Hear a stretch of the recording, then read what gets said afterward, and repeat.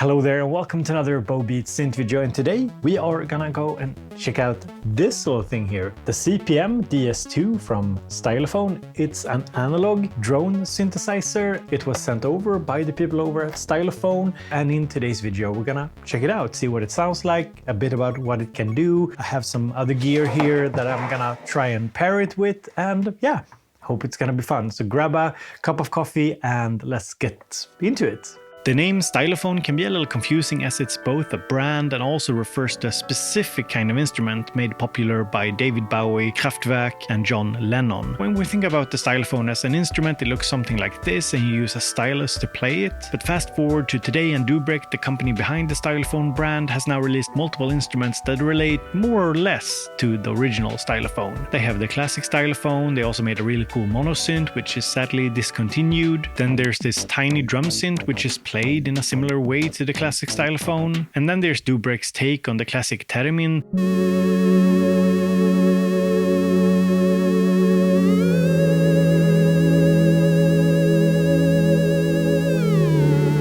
And here today we have the Stylophone DS-2, which is an analog drone synth, and there's also been an announcement of a DF8 filter unit that shares the same form factor as the drone synth.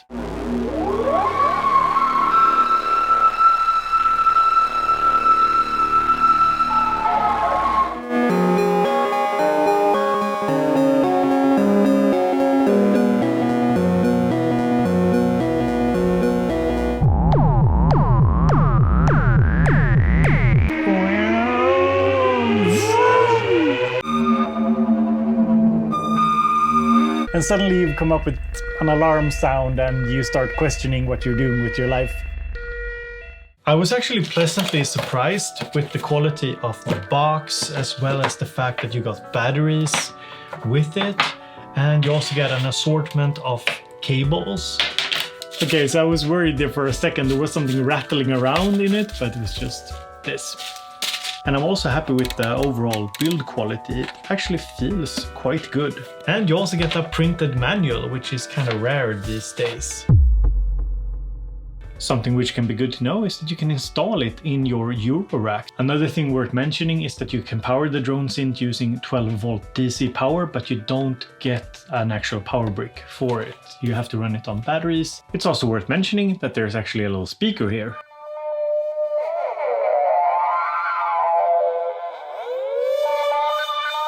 And I would say that it actually works pretty well, because drone type sounds aren't that complex and doesn't require a big speaker to kind of come through.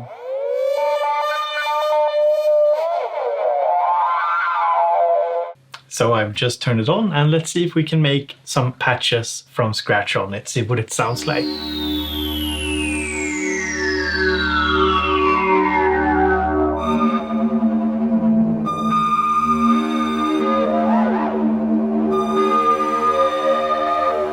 So what do we actually have here? Well, we have two oscillators and an LFO here, or well, it's one LFO, one rate control, but there's two waves here that we can send to different destinations. And we can also go seamlessly from square to some sort of triangle, I think it is, and to a sawtooth. And there's also the oscillator mix here, which lets us add in a sub, and we can turn up the level of the second oscillator.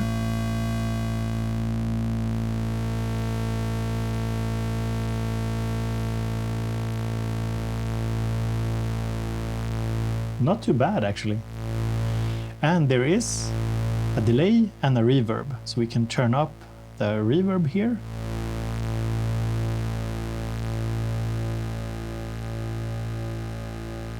And each of the drone voices here has a filter.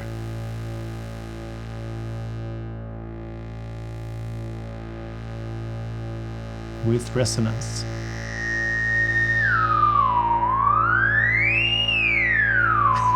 Okay, sounds pretty good actually. And on the LFO side of things, we can set it to various different waveforms. So for example, a random waveform, and we can set it so that waveform number 1 here is sent to the filter. And I'm also controlling the X wave, I believe, here, using wave number 1, so a random wave. Okay, we've got some sort of sonar U-boat action going on there. You can also select different reverb types, so let's do a hall reverb here. And let's see here. We can also send it to the delay.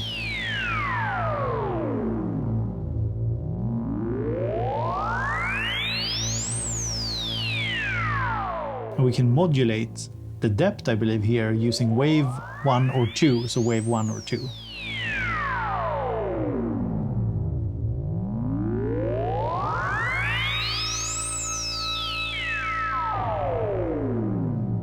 You also have this switch over here, which either routes the LFO here to the pitch or to the waveform. So by turning up depth here, max, you can hear how it changes the waveform for us. Using the LFO here, and it's using, if you go to our destinations here, you can see that it's set to oscillator 2 and wave 1. So it's using wave 1. If I change it to wave 2, we can get a very different response using a more random, I think this is a random waveform, some sort of random waveform. They're not, I don't think they're exactly identical between wave 1 and wave 2, which is nice. But we could also send it to pitch instead.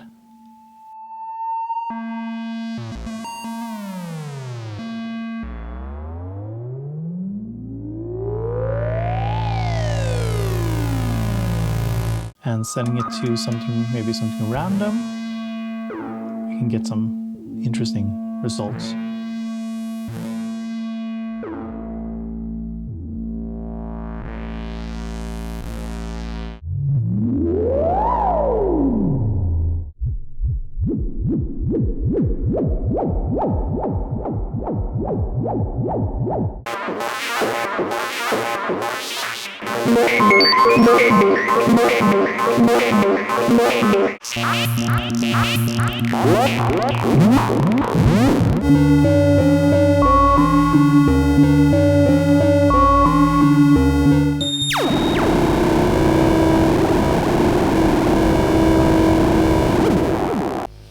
Oh, and a cool thing is that we can actually switch the filters here from high pass to low pass.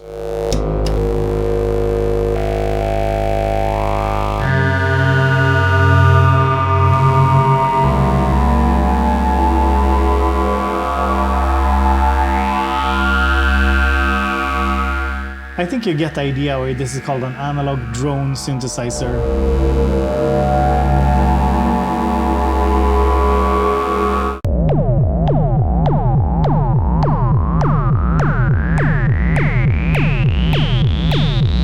And I do think that half the fun with a device like this is that you just experiment with it. That's basically what it's meant for. And suddenly you've come up with an alarm sound and you start questioning what you're doing with your life.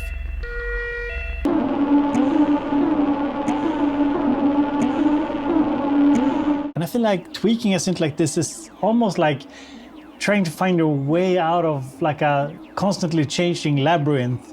And sometimes you find your way out of the madness and sometimes it just gets more crazy. Let's see if we can find our way out of this. Oh, we got a race car going here.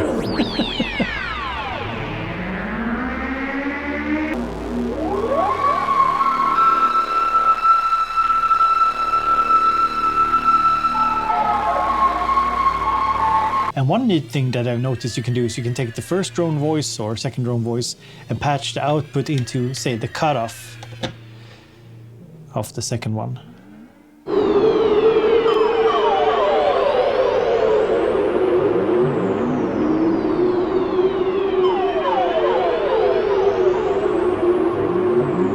So my absolute first impressions is very well built, great package, decent price, and quite a lot of features, However, there is no way of actually using the individual voices using, say, gate and CV or MIDI, which I think, I mean, I understand it. I understand it's not what they were going for. It's a drone synth. It's supposed to be a bit more simple, but I do think a synth like this could have massively benefited from having MIDI or volt per octave and gate, just because it makes it much more easy to use this as something else than just a drone synth. So one thing I wanted to test was using the drone synth with a MIDI controller. Here's the keystep 37. It has a pitch output over here that I have connected using a splitter to control the pitches of the two oscillators. It's 1 volt per octave, but there's no gate input or trig input here. So you can basically just use it to control the pitch and not on-off messages. So this way we can play an arpeggio using the keystep.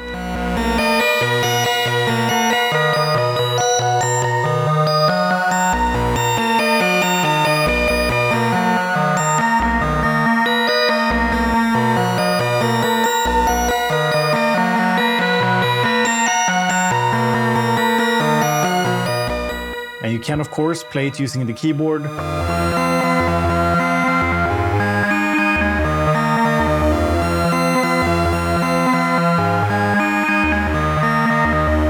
But like I said, since there's no on or off messages being sent into the drone synth,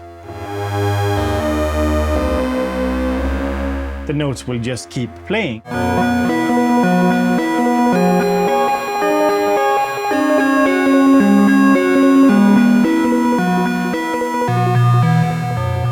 Over on Instagram, a viewer of mine reached out and explained that they use it as a kind of a portable synth to experiment with, taking it on the bus, hopefully not using the speaker. Maybe they didn't say that they used it on the bus, but it would be hilarious to use this on the bus with the speaker. See how quickly people get really frustrated. I think I would use it either with external effects, or I would just sample it into something.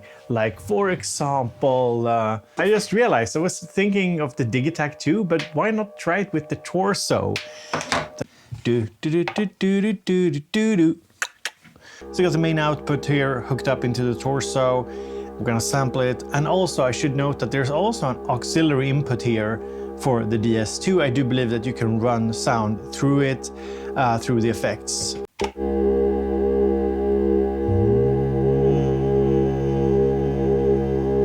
Okay, we got something sampled over here. We can use the resonator here, the resonator filter, to get totally different kind of sound, but that's not where we're going with this. Add a bit of reverb. Let's go to track number 2 and enable monitor, and let's press play. So we have the little loop that we sampled, and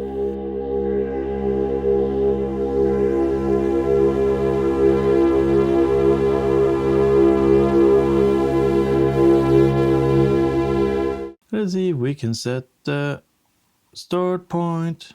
And let's use the resonator filter here to find some interesting tones, and then just bring back in the dry sound a bit.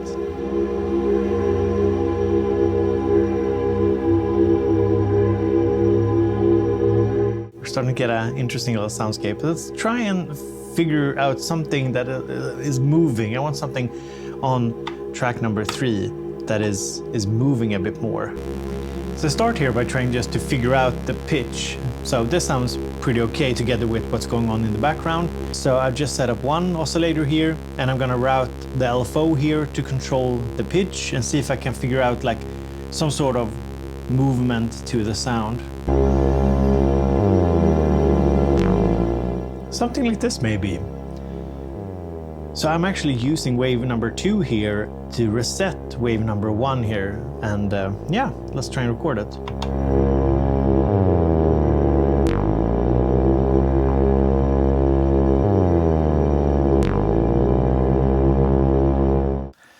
Let's see if we can add something to the 4th track here.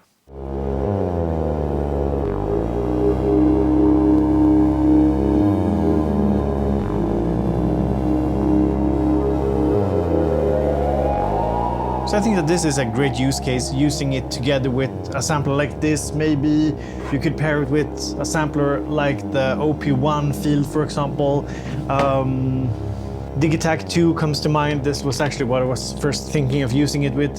And then of course, if you're using it with a sampler, the whole idea is just to kind of mess it up and go somewhere crazy with it.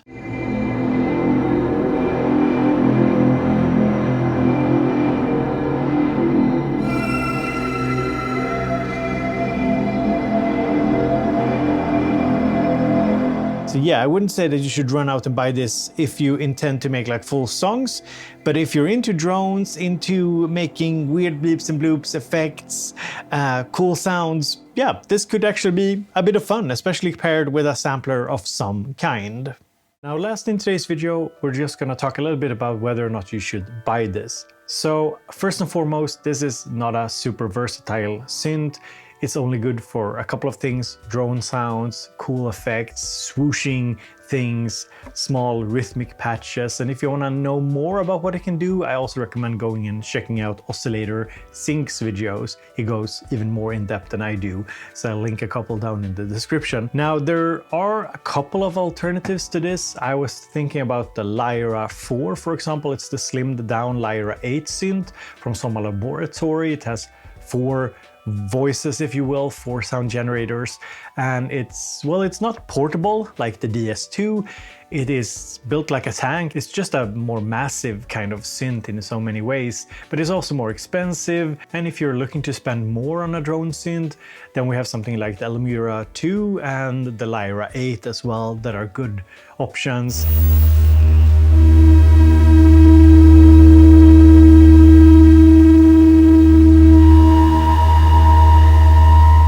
And if you want to go totally crazy, something like the Elmyra Solar 42F is of course up there as a quite amazing drone synth, but we're talking, we're talking totally different kinds of money.